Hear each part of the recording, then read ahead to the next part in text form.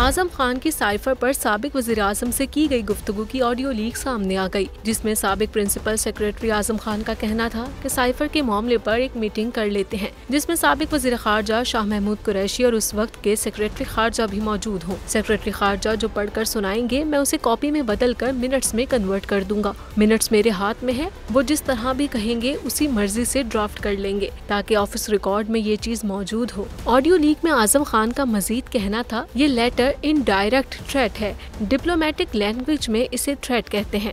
दूसरी जानिब chairman PTI ने एफआईए टीम के सामने एक बार फिर साइफर गुम करने का एतराफ कर लिया। एफआईए की 3 रुकनी टीम ने अटक जेल में कैद साबिक वज़ीर आज़म और पाकिस्तान तहरीक इंसाफ के चेयरमैन से साइफर केस से मुतालिक तहकीकात की। जराये का कहना है कि पूछगछ का सिलसिला 1 घंटे तक जारी रहा। इन्होंने टीम के सामने खुफिया साइफर मरासला गुम करने का एक बार फिर एतराफ किया।